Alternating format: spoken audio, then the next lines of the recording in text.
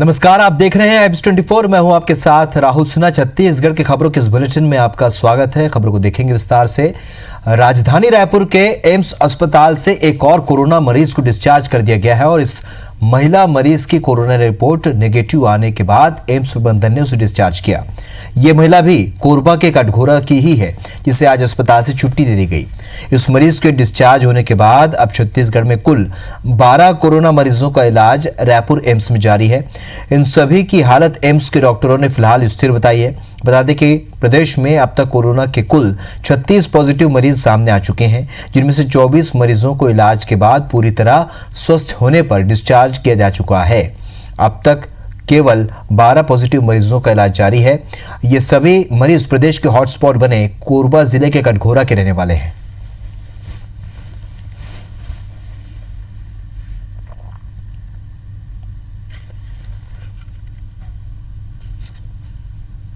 तो आपको बता दें कि लगातार राहत की खबर यह है कि अब केवल 12 मरीजों का इलाज एम्स में चल रहा है। एक और महिला मरीज को डिस्चार्ज किया गया है, उसकी रिपोर्ट नेगेटिव आई, उसके बाद एम्स से उसे डिस्चार्ज कर दिया गया है।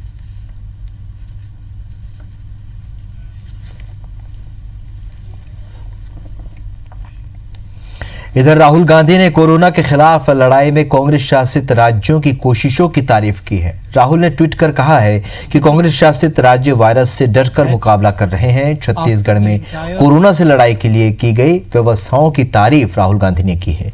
रायपुर के माना में 20 दिन के भीतर 100 बेड का अस्पताल तैयार किए जाने की भी राहुल गांधी ने प्रशंसा की है।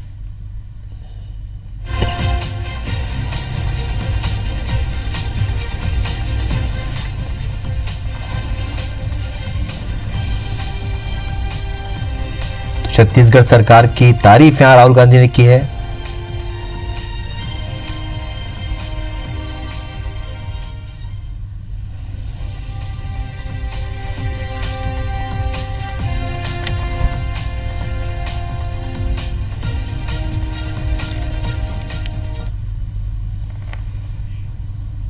स्वास्थ्य मंत्री टी.एस. सिंहदेव ने रैपिड टेस्टिंग किट का टेंडर निरस्त किए जाने पर कहा है कि L1 में गलत रेट भरा था और L2 में टेंडर में गलती थी और L3 वालों को टेंडर का रेट कम लगा है।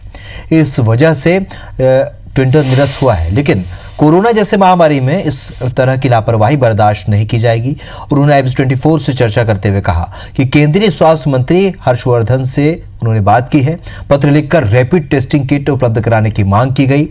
टी.एस. सिंहदेव की मांग पर आज 4800 रैपिड टेस्टिंग किट रायपुर पहुंच गया है। स्वास्थ्य मंत्री का कहना है कि इससे अब कोरोना पीड़ितों की जांच में तेजी आएगी। उन्होंने कहा कि पीपीई किट की कमी है, जिसके भी कई प्रकार हैं, लेकिन कोविड जांच के दौरान जिस किट का उपयोग किया जाता है वो बहुत सीमित है। अभी 14,000 का ऑर्डर दिया गया था, लेकिन अब तक 3,000 ही सप्लाई हो पाई है। केंद्र सरकार की व्यवस्था पर स्वास्थ्य मंत्री ने सवाल उठाते हुए कहा कि सरकार के पास तैयारी ही नहीं थी। भारत सरकार को पहले से ही तैयारी करना चाहिए था, क्योंकि किट विदेशों से मंगाया जा रहा है।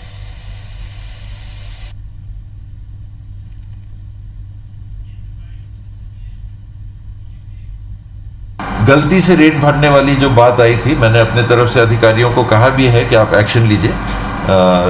शॉर्ट टर्म टेंडर भी बुला के, और कोविड के समय में ये नहीं हो सकता कि आप एक तरह से टेंडर की प्रक्रिया का मजाक बना दें कि कोई भी कुछ भर दे और बोल दे कि सॉरी गलती से हमने एक सुना नहीं लगाया, एक सुना लगाना हम भूल गए थे।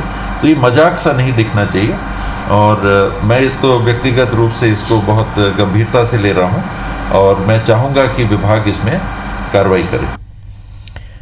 कोरोना वायरस के संक्रमण को फैलने से रोकने के लिए लगातार छत्तीसगढ़ शासन अपने कदम बढ़ा रही है और इस दिशा में सरकार ने आप स्पीड टेस्टिंग की तैयारी शुरू कर ली है।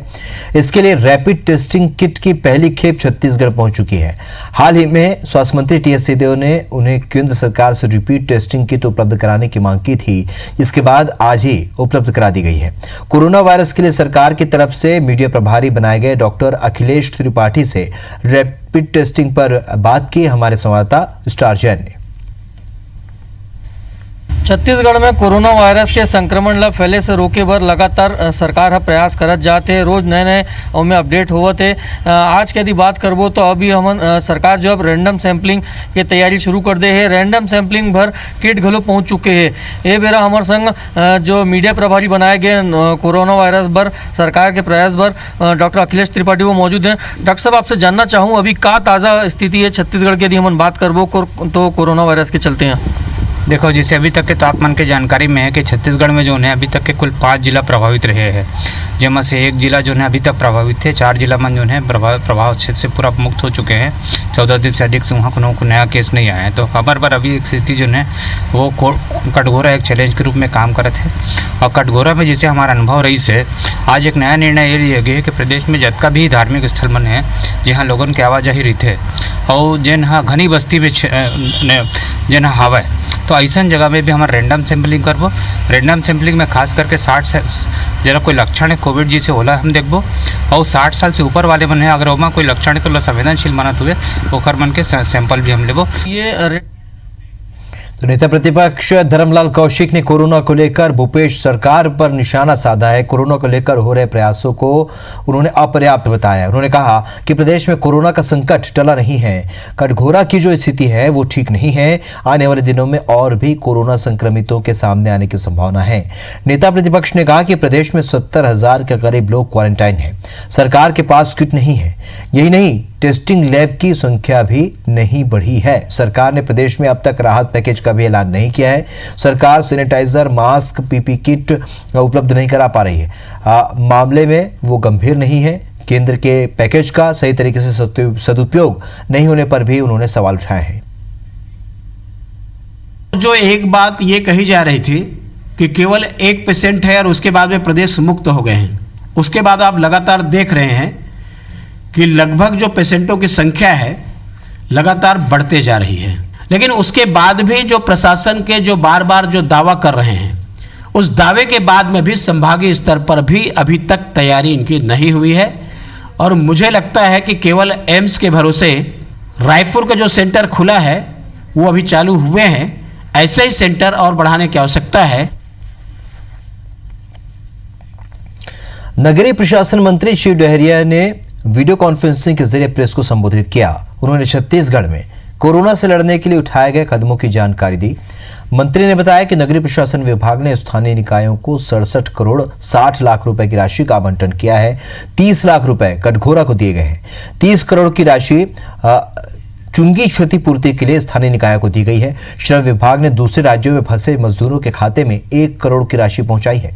दूसरे प्रदेशों के मजदूरों के लिए प्रदेश में 400 शिविर बनाए गए हैं। 20 अप्रैल के बाद लॉकडाउन में ढिलाई को लेकर मंत्री शिव डहरिया ने कहा कि छत्तीसगढ़ में हालात दूसरे राज्यों से बेहतर हैं। एक जिले को छोड़कर बाकी ज्यादातर जिले में स्थिति सामान्य है। विभिन्न शिविरों के माध्यम से की जा रही है। हमारे प्रदेश में लगभग 400 ऐसे शिविर स्थापित किए गए हैं जहां अन्य प्रदेश के जो श्रमिक हैं उनको ठहराया गया है और उनको भोजन की व्यवस्था, रहने की व्यवस्था और अन्य व्यवस्थाएं उनके लिए की जा रही है। इधर गृह मंत्री ताम्रध्वज साहू ने आज छत्तीसगढ़ के सभी रेंज आईजी और जिलों के एसपी से लॉकडाउन के दौरान गतिविधियों की जानकारी ली। गृह मंत्री ने कानून व्यवस्था के सुचारू रूप से संचालन करने के लिए दूरभाष पर निर्देश जारी किए हैं। उन्होंने अधिकारियों से 3 मई तक लॉकडाउन का कड़ाई से पालन कराए जाने की बात कही। जिलों की सीमाओं को सील करना, आवश्यक वस्तुओं की आपूर्ति और इसकी निगरानी की बात कही। मजदूर और कामगार भूखा न रहे, इसके संबंध में शासन द्वारा दिए गए गाइडलाइन का पालन कराने के आदेश भी दिए। लॉकडाउन 2 घोषित होने के उपरांत मजदूरों को समस्या न हो, इसका भी ध्यान रखने को कहा है। मंत्री ने डॉक्टर, नर्स और कोरोना इलाज में लगे कर्मचारियों को पर्याप्त सुरक्षा देने के निर्देश दिए हैं। अवैध शराब बिक्री और दूसरे नशा प्रकरण पर त्वरित कार्रवाई करने के लिए गृह मंत्री ने स्पष्ट आदेश दिए हैं। छत्तीसगढ़ के लिए एक अच्छी खबर है। रिजर्व बैंक ऑफ इंडिया ने अपनी रिपोर्ट में बताया है कि देशव्यापी लॉकडाउन में भी छत्तीसगढ़ ने तेजी से आर्थिक वृद्धि दर्ज की है। कृषि और उससे संबंधित कार्यों में तेजी को इस रिपोर्ट में सराहा गया है। आरबीआई ने अपनी रिपोर्ट में कहा है कि पिछले 3 हफ्तों में घरेलू विकास पर जो आंकड़े जारी किए गए हैं वो अर्थव्यवस्था की स्थिति का व्यापक मूल्यांकन करने के लिए बहुत निराश करते हैं। इन सब के बावजूद छत्तीसगढ़, पश्चिम बंगाल, तेलंगाना, ओडिशा, असम, कर्नाटक जैसे राज्य तालाबंदी के बावजूद बुआई गतिविधि में अग्रणी है। खाद्यान्न और बागवानी के उत्पादन में, कृषि और समृद्ध गतिविधियों के सभी कार्यों में तेजी बनी रहने की वजह से इन राज्यों में देश के अन्य विकसित राज्यों के मुकाबले विकास दर अच्छी है। संपूर्ण बंदी के दूसरे दिन ही एक डॉक्टर और पुलिसकर्मी के बीच जमकर विवाद हुआ। मामला रायपुर के शंकर नगर चौक का है, जहां एक डॉक्टर अपने क्लिनिक जा रहे थे। डॉक्टर का आरोप है कि पुलिसकर्मियों ने उसके साथ बदसलूकी की। रायपुर में स्वास्थ्यकर्मियों और पुलिस के बीच होने वाले विवाद पर IMA यानी इंडियन मेडिकल एसोसिएशन का एक दल स्वास्थ्य मंत्री से मुलाकात करेगा। IMA के रायपुर अध्यक्ष डॉक्टर अनिल जैन का कहना है कि DGP के आदेश के बावजूद रायपुर में लगातार स्वास्थ्यकर्मियों को परेशान किया जा रहा है। 3 दिन पहले टिकरापारा चेक पोस्ट पर भी पैरामेडिकल स्टाफ को रोक लिया गया था, तो आज एक डॉक्टर को वापस घर भेज दिया गया। हालांकि विवाद बढ़ने पर पुलिस ने मास्क नहीं पहनने के लिए डॉक्टर से 100 रुपए चालान भी वसूल कर उसे जाने दिया। 2 दिन पहले ही पैरामेडिकल स्टाफ और पुलिस के बीच विवाद हुआ था। इसके बाद रायपुर CMHO ने चालान पटाकर गाड़ियों को छुड़वाया था।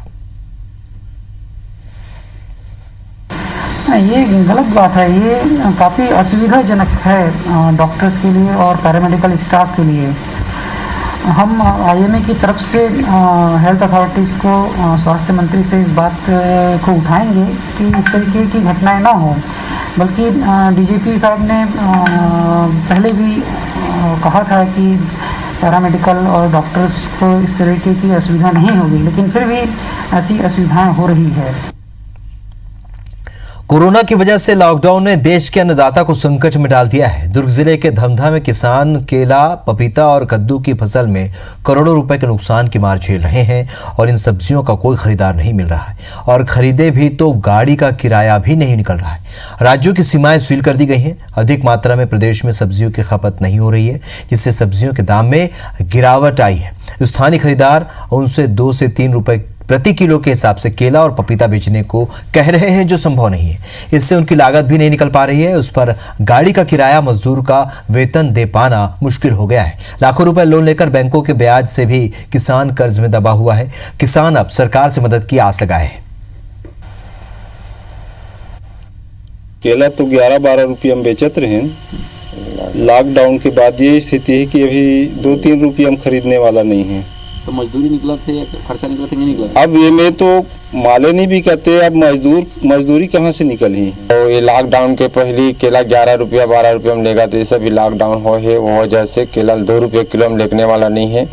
खर्चा बहुत दूर के बाद है, लेबर चलाना बहुत दिक्कत हो गई। मंडी वाला रिटेल नहीं बिकता ना भाई, रिटेल में जाना मना कर दिया ना, कस्टमर कहाँ जाते हैं, सिर्फ थोक बिक गया। आप चाहते हैं क्या मीडिया के माध्यम से क्या सहायता मिले तो हम लोग बाजार खुले, कस्टमर जाए तभी बिकेगी। ये उनकी सरकार की जो योजनाएं रहती है, जो जिसके अंतर्गत उद्योगपतियों को राहत देते हैं, उनको होने वाली क्षति के कंपनसेट करने के लिए, वैसे ही किसानों के लिए भी प्रति एकड़ के हिसाब से सरकार को राहत राशि घोषित करना चाहिए। कोरोना मामले पर आज होने वाली हाईकोर्ट में सुनवाई टल गई है। ये सुनवाई जूम ऐप के जरिए होने वाली थी, लेकिन गृह मंत्रालय ने हाल ही में जूम ऐप को देश की संस्थाओं की गोपनीयता के लिए खतरा बताया है। केंद्रीय गृह मंत्रालय की एडवाइजरी जारी होने के बाद हाईकोर्ट ने सुनवाई टालने का फैसला लिया। बता दें कि हाईकोर्ट कोरोना और अन्य मामलों पर पिछले कई दिनों से सुनवाई कर रहा है। इन मामलों की सुनवाई वीडियो कॉन्फ्रेंसिंग ऐप जूम के जरिए की जा रही थी। हाईकोर्ट ने शुक्रवार को होने वाली सुनवाइयों को 20 अप्रैल तक के लिए टाल दिया है। जिन मामलों पर शुक्रवार को सुनवाई होने वाली थी, उनमें तबलीगी जमात और बिलासपुर में कोरोना का टेस्टिंग सेंटर का मामला शामिल था।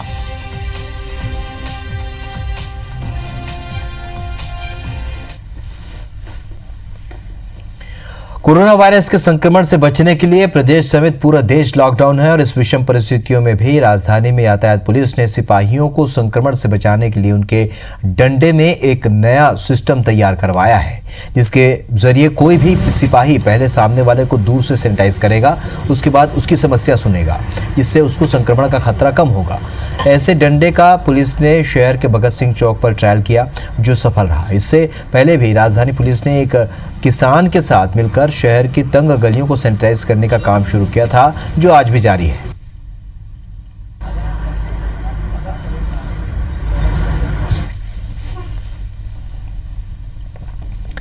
राजधानी रायपुर में फेसबुक पर विवादित पोस्ट को लेकर भाजपा की एक महिला पार्षद के खिलाफ पुलिस ने मामला दर्ज कर जांच शुरू कर दी है। सिविल लाइन थाना पुलिस से मिली जानकारी के मुताबिक भाजपा की महिला पार्षद विश्वदिनी पांडे की विवादित फेसबुक पोस्ट से दो समुदायों के बीच आपस में अशांति बढ़ाता है और उनके इस पोस्ट में धार्मिक भावनाएं भी आहत होती हैं। शासन की ओर से जारी कोविड-19 के निर्देशों की अवहेलना की गई है और झूठे तथ्य और अफवाहों को फैलाया गया है। ऐसे में विश्वदिनी पांडे के खिलाफ एफआईआर दर्ज कर जांच की जा रही है।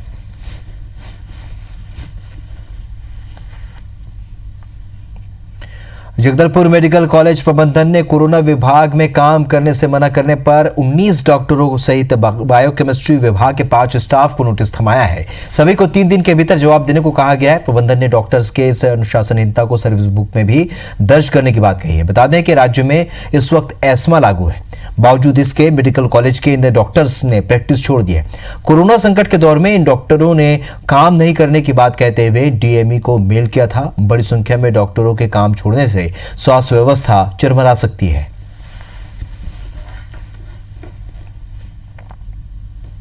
चलिए, छत्तीसगढ़ की खबरों फिलहाल इतने, लेकिन ताजा अपडेट के लिए आप बने रहिए एब्स 24 के साथ। नमस्कार।